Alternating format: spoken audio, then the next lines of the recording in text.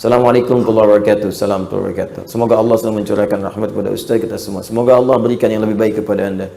Saya mau bertanya, lebih tepatnya minta sarannya. Ya, baiklah. Saya mau menjawab, lebih tepatnya memberi saran. Saya baru beberapa bulan kerja di sebuah perusahaan. Baik, di satu perusahaan. Lebih tepat, kita bekerja 8 jam, bukan kita, Anda. Anda bekerja 8 jam per hari plus 1 jam istirahat. Tapi dalam sehari, jika di total jam kerjanya cuma 4-6 jam per hari. Karena memang kerjaannya tidak banyak. Sisanya ada yang tidur, main HP, dan lain-lain. Beberapa bulan ini saya merasa risau, karena ini seperti korupsi waktu. Masya Allah. Mohon sarannya Ustadz, apakah saya harus meninggalkan pekerjaan? Karena saya takut ini akan menambah berat hisaban saya kelak di akhirat karena pekerjaan ini, dan karena saya menafkahi ibu saya dari pekerjaan ini. Mohon sarannya. Sepanjang pekerjaan itu halal, bukan pekerjaannya yang ditinggalkan, tapi kebiasaan Anda yang dirubah.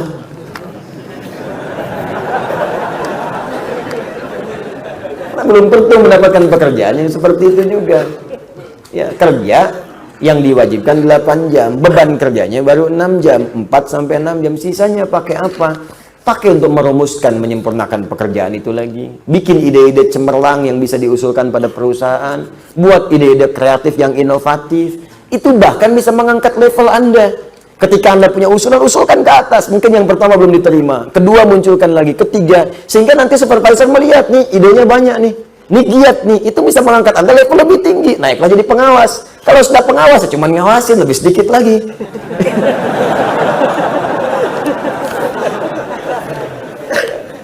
Bisa jadi pakai apa? Ya pakai untuk ibadah di situ, baca Quran. Setelah itu minta berdoa, ya Allah berkahi pekerjaan saya, berikan rahmat kepada perusahaan saya, ya Allah bimbing kami supaya bekerja jalan yang halal. Gunakan untuk ibadah sisanya. Imma Anda membuat ide-ide kreatif, atau Anda coba deteksi apa nih pekerjaan untuk besok. Siapkan lagi. Itu yang dimaksud ayat fa idza faraghta fansab. Jika telah selesai yang sekarang, siapkan buat yang nanti. Saya membiasakan rumus Quran ini sejak belajar. Saya mau belajar ke Timur Tengah, bahkan saat lulus pesantren, ya sebelum ke Timur Tengah saya mampir dulu ke satu kampus di Fakultas Dirasat Islamiyah di UIN, Syarif Hidayatullah. Itu sebelum saya masuk, saya pengen dulu bahkan ke Madinah, ke Jamiah Islamiyah. Ya, sejak kelas di 2 SMA, setara itu, 2 Aliyah, di pesantren Darul Arqam, itu saya sudah ikut daurah. Daurah pelajaran yang akan diajarkan di Madinah. Saya kumpulkan semua pelajaran-pelajaran itu. Mana buku-bukunya? Bahkan saya tanya siapa yang ngajar di sana. Saya kenalan dengan guru-gurunya. Ada Syekh Faiz, Syekh Sultan, ya Syekh Afifi dan sebagainya. Saya kenalan, saya pelajari sebelum berangkat. Ya, saya pelajari ketika akan mampir ke Ciputat, karena waktu sudah dikasih rekomendasi, itu sudah siap semua ikhtiar manusianya, insya Allah sudahlah selesai semua. Bahkan diberikan tanda tangan oleh orang yang kalau kata orang di Timur Tengah itu dilihat tanda tangannya nggak akan dilihat berkasnya, terimanya. Semua udah ngasih. Tapi perhatikan, ketika Allah berkehendak, maka tidak ada yang bisa mencegah kehendaknya. Terjadilah bom Bali itu. Maka dihapus kuota beasiswa pada saat itu. Ya, harap-harap kemudian bisa ke Madinah, nyangkut di Madinah Ciputat. Masuk ke situ. Tapi pun manhaj gak keluar. Gak berubah manhaj saya. Sebelum berangkat ke sana, saya kumpulkan buku-bukunya. Apa yang dipelajari di kampus itu? Saya senang saya milih kampus itu karena belum bisa keluar, karena tertutup semua kuota di luar itu. Saya pilih itu karena di situ yang ngajar ulama di MUI, ngajarnya pakai bahasa Arab juga. Ada yang dari Mesir, dari India, dari mana-mana itu ngajar pakai bahasa Arab. Dan kalau MUI ngajar yang dibahas fatwa-fatwa yang sedang dibahas, ya fikihnya macam-macamnya. Saya kumpulin dulu buku-bukunya sampai semua mata kuliah di awal-awal saya kumpulin. Ya saya pelajari dulu. Jadi begitu masuk, udah jelas, saya udah tahu. Oh ini yang mau dipelajari. Kalau sudah tahu apa yang dipelajari, sampai poin-poin ujian pun soal-soal saya kerjakan sebelum masuk. Saya udah paham, ini gurunya ini, kebiasaannya ini senang begini, ini senang begini, ini senang jawaban begini.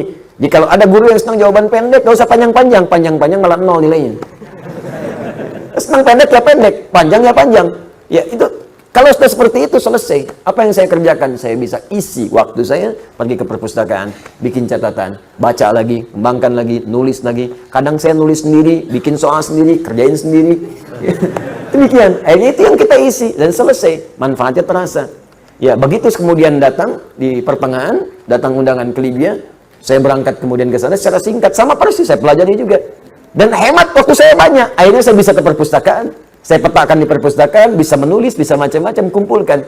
Dan ternyata Allah sangat indah memberikan takdirnya.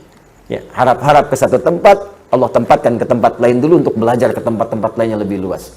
Dari Libya kalau libur bisa ke Mesir, talaki ke Syekh Azhar langsung belajar ke beliau, dan ke Tunis juga berangkat, sempat juga ke Saudi juga, masuk ke Ummul Qura juga, lihat juga sekitarannya. Jadi hampir semua tempat dengan skala madhab itu saya belajar. Akhirnya harap-harap dapat satu, diberikan lebih daripada itu. Balik lagi. Maka fa'idha faraghta fansab wa ila rabbika farghab. Jadi bukan ditinggalkan pekerjaannya, tapi dirubah kebiasaannya. Masih ada waktu?